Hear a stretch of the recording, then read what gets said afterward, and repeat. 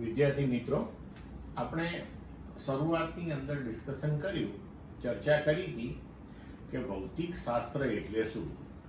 તો આપણે ચર્ચા કરી હતી કે ભૌતિક શાસ્ત્ર એ એક બેઝિક સાયન્સ છે કે જેની અંદર આપણે કુદરતની અંદર જોવા મળતી જે ઘટનાઓ છે એનો ખૂબ ઊંડાણપૂર્વકનો અભ્યાસ કરીએ છીએ અને એને વર્ણવવાનો, સમજવાનો પ્રયત્ન કરીએ છીએ અને એના ઉપરથી આપણે જે કુદરતના મૂળભૂત સિદ્ધાંતો છે એને તારવવાનો પ્રયત્ન કરતા હોઈએ છીએ. તો હવે એના ભાગરૂપે આપણે શું કરવું જોઈએ, આ અભ્યાસો કેવી રીતે કરવા જોઈએ. તો આપણે પહેલા ચેપ્ટરની અંદર એવું બધું ભણી ગયા કે આપણે કોઈ પણ ઘટનાનું વર્ણન કરવું હોય તો તેના માટે ભૌતિક રાશિ જોઈએ, તેનું માપન કરવું પડે, તેને યોગ્ય એકમ સાથે રજૂ કરવી પડે, એ બધું આપણે સમજ્યા. પણ હવે એનાથી એક સ્ટેપ આગળ વધીએ કે આપણે જો કુદરતને સમજવી હોય, મતલબ કે સમગ્ર બ્રહ્માંડ, સમગ્ર વિશ્વની અંદર બનતી જે ઘટનાઓ છે તેનો અભ્યાસ કરવો હોય તો આપણે ગતિનો અભ્યાસ કરવો પડે. કેમ? કારણ કે દરેક પદાર્થ સમગ્ર બ્રહ્માંડની અંદર એ ગતિમય છે. તો આપણે ગતિનો અભ્યાસ કર્યા વગર તેની પાછળના મૂળભૂત સિદ્ધાંતો સમજી શકીએ નહીં. હવે ગતિ ઘણા બધા પ્રકારની હોય છે અને પાછી આ બધી જ ગતિઓ, ધારો કે આપણે પૃથ્વીનો જ વિચાર કરીએ તો પૃથ્વી સૂર્યની આસપાસ પરિભ્રમણ કરે છે, પોતાની ધરીની આસપાસ પણ ભ્રમણ કરે છે. તો આ ગતિ જે છે એ થોડીક સમજવા માટે સીધી અઘરી થઈ જાય. એટલે આપણે ગતિનો, સમજૂતીનો જે પ્રયાસ છે એ ખૂબ સરળ પ્રકારની ગતિથી કરીએ અને એ છે સુરેખ પથ પર ગતિ. તો સૌથી પહેલા તો આપણે સમજીએ કે ગતિ એટલે શું. તો કોઈ પદાર્થ જ્યારે સમયની સાપેક્ષે પોતાના સ્થાનમાં ફેરફાર કરતો હોય, એટલે કોઈ પદાર્થ એક સમયે અહીંયા હોય, પછી અહીં જાય, પછી અહીં જાય, પછી અહીં જાય, તો એનો મતલબ કે સમયની સાથે તેના સ્થાનમાં ફેરફાર થઈ રહ્યો છે. તો આપણે કહી શકીએ કે પદાર્થ ગતિમય છે અથવા તો પદાર્થ ગતિ કરી રહ્યો છે. બરોબર? હવે સુરેખ ગતિ આપણે ભણવાની છે. તો સુરેખ ગતિ એટલે શું? તો કોઈ સુરેખ રેખા ઉપર, એટલે કે એક જ રેખા ઉપર જ્યારે કોઈ ગતિ થતી હોય ત્યારે આપણે એને સુરેખ ગતિ કહીએ છીએ. હવે ભૌતિક શાસ્ત્રની અંદર જે ગતિના અભ્યાસો છે એને ભૌતિક શાસ્ત્રની જે શાખામાં મૂકવામાં આવે છે એને આપણે કહીએ છીએ મિકેનિક્સ. અને આ બે મિકેનિક્સ જે છે બે વિભાગમાં વહેંચવામાં આવેલું છે, કાઇનેમેટિક્સ અને ડાયનેમિક્સ. તો કાઇનેમેટિક્સ એટલે શું? તો કાઇનેમેટિક્સ એ ભૌતિક વિજ્ઞાનની એવી શાખા છે કે જેમાં ગતિની ચર્ચા તે માટેના કારણોની ચિંતા કર્યા સિવાય કરવામાં આવે છે. એટલે કે માત્ર ગતિનું જ વર્ણન કરવામાં આવે છે. આ ગતિ કેમ આવી છે, કેવી રીતે થઈ, એ કશું જ નહીં. માત્ર ગતિ આવી છે, બસ ગતિનું જ વર્ણન કરવાનું. એને આપણે કહીએ છીએ કાઇનેમેટિક્સ એટલે કે શુદ્ધ ગતિ શાસ્ત્ર. બીજો વિભાગ છે ડાયનેમિક્સ. તો ભૌતિક વિજ્ઞાનની જે શાખામાં ગતિની ચર્ચા તે માટેના કારણો તથા ગતિ કરતી વસ્તુના ગુણધર્મ સહિત કરવામાં આવે તો તેને ડાયનેમિક્સ એટલે કે ગતિશાસ્ત્ર કહે છે. અને આ કાઇનેમેટિક્સ અને ડાયનેમિક્સને સંયુક્ત રીતે મિકેનિક્સ કહેવામાં આવે છે. તો આ પ્રકરણની અંદર આપણે માત્ર કાઇનેમેટિક્સનો અભ્યાસ કરીશું, પછી ભવિષ્યમાં આપણે ડાયનેમિક્સનો પણ અભ્યાસ કરવાનો આવશે મિત્રો. તો હવે ગતિનો અભ્યાસ કરવા માટે આપણે તેની સાથે સંકળાયેલી જે ભૌતિક રાશિઓ છે તેનો વિચાર કરીએ. તો કે સ્થાન, પથ લંબાઈ અને સ્થાનાંતર.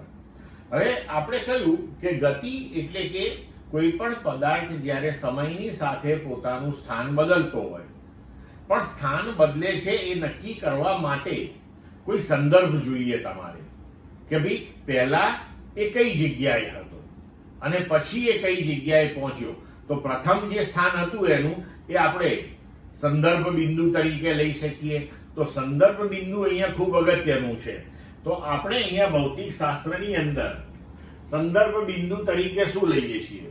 તો ભૌતિક શાસ્ત્રની અંદર આપણે અભ્યાસમાં ત્રિપારિમાણિક યામાક્ષ પદ્ધતિ લઈએ છીએ, જેને આપણે x, y, z અક્ષો થી રજૂ કરીએ છીએ, અને આ ત્રણ પરસ્પર લંબ એવી x, y, z અક્ષોનું જે છેદન બિંદુ છે, જેને આપણે યામાક્ષ પદ્ધતિનું ઉગમ બિંદુ O કહીએ છીએ, તેને આપણે હંમેશા સંદર્ભ બિંદુ તરીકે લઈએ છીએ, અને તેની સાપેક્ષમાં આપણે કોઈ પણ પદાર્થની યામાક્ષ પદ્ધતિ દ્વારા જે અવકાશ રોકવામાં આવે છે તેની અંદરની ગતિનો અભ્યાસ કરતા હોઈએ છીએ.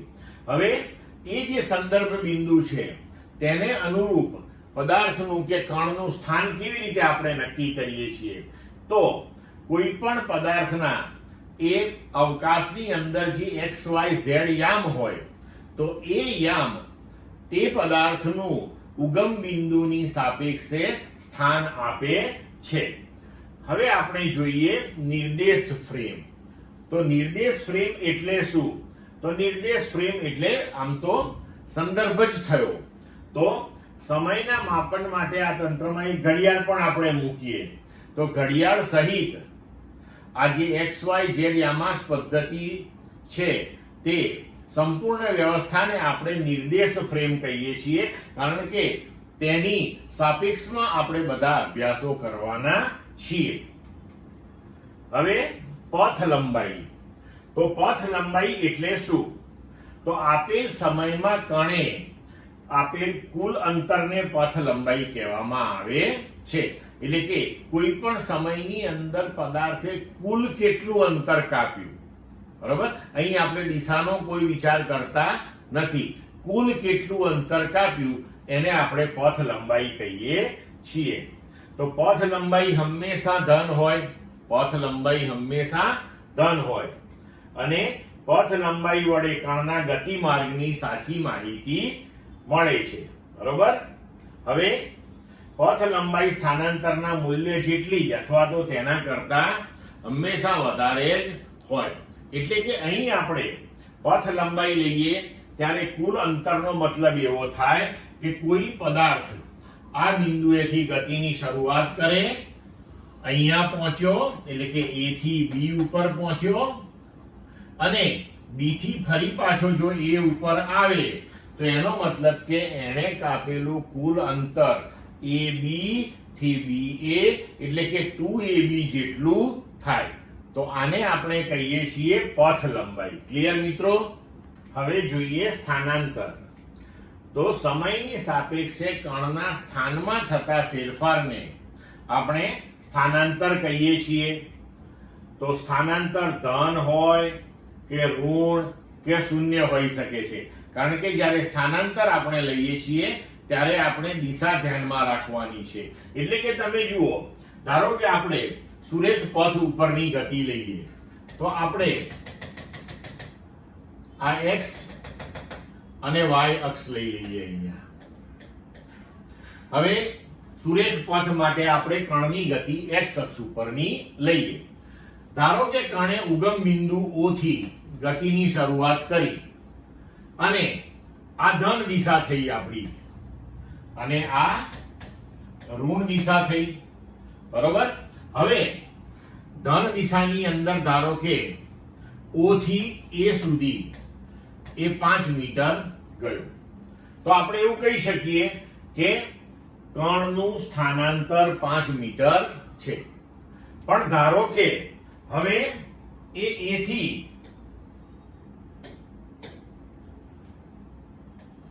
પાછો O ઉપર આવી ગયો, તો આપણે એવું કહી શકીએ કે 5 મીટર એ ધન દિશામાં ગયો, 5 મીટર ઋણ દિશામાં ગયો, તો કુલ સ્થાનાંતર આ બંનેના બૈજિક સરવાળા જેટલું આપણે કરવું પડશે, તો એ શૂન્ય થઈ જશે. પણ ધારો કે આ કણ O થી A ગયો, અને A થી પછી અહીંયા ક્યાંક B પાસે ગયો, કે જે B એ ઉગમ બિંદુથી -5 મીટર છે, બરોબર? તો હવે આપણે અહીંયા આગળ 5 મીટર એ ધન દિશામાં ગયો એટલે કે +5 મીટર, અને A થી B ઋણ દિશામાં ગયો એટલે -10 મીટર, તો પરિણામી સ્થાનાંતર આપણું થયું કહેવાય -5 મીટર. કારણ કે સ્થાનાંતર એટલે સ્થાનમાં થતો ફેરફાર. તો આ પ્રારંભિક સ્થાન અને આ અંતિમ સ્થાન, તો એનો ફેરફાર જે છે એ -5 થયો. એટલે કે સ્થાનાંતર એ ધન, ઋણ કે શૂન્ય કંઈ પણ હોઈ શકે છે. બરોબર. હવે સ્થાનાંતર એ ગતિમાર્ગની પરિણામી અસર દર્શાવે છે. આવું લખીએ કેમ? તો એટલા માટે કે માનો કે કોઈ કણ આ એ બિંદુએથી ગતિની શરૂઆત કરે અને આમ થઈ અને કોઈ આવા વક્ર માર્ગે ગતિ કરીને બી પાસે પહોંચ્યો, તો સ્થાનાંતર એટલે સ્થાનમાં થતો ફેરફાર. તો આપણે આવા કિસ્સાની અંદર સ્થાનાંતર લઈશું એ થી બી.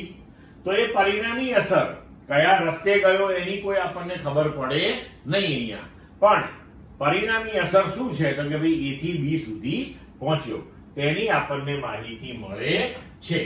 તો હવે આવા કેસની અંદર આપણે જો પથ લંબાઈ લઈએ તો એને વાસ્તવિક રીતે જે અંતર કાપ્યું એ લેવી પડે. સ્થાનાંતર આટલું થયું. હવે જો સુરેખ માર્ગે ગતિ હોય તો પથ લંબાઈ અને સ્થાનાંતર સમાન હોય. આવી રીતે જો કોઈ ગતિ હોય તો પથ લંબાઈ એ સ્થાનાંતર કરતા મોટું હોય હંમેશા. એટલે આવા કિસ્સાની અંદર આપણે ઇન જનરલ કહી શકીએ કે સ્થાનાંતરનું મૂલ્ય એ પથ લંબાઈ જેટલું અથવા તો તેના કરતા હંમેશા ઓછું હોય. હવે ધારો કે t1 અને t2 સમયે પદાર્થના સ્થાન આપણે x1 અને x2 લઈએ તો ડેલ્ટા t બરાબર t2 માઇનસ t1, એટલે કે આટલા સમયગાળાની અંદર તેનું સ્થાનાંતર આપણે x2 માઇનસ x1 એટલે કે ડેલ્ટા x વડે દર્શાવીએ તો ડેલ્ટા x સ્થાનાંતર બરાબર આપણે લખી શકીએ x2 માઇનસ x1. અહીંયા ડેલ્ટા જ્યારે કોઈ પણ રાશિની સાથે આપણે લખીએ તો સમજવાનું કે ડેલ્ટા એ તે રાશિમાં થયેલો ફેરફાર દર્શાવે છે. એટલે કે અહીંયા x ની સાથે ડેલ્ટા લખો તો કે સ્થાનમાં થતો ફેરફાર, t ની સાથે લખો તો કે સમયનો ફેરફાર. ક્લિયર મિત્રો?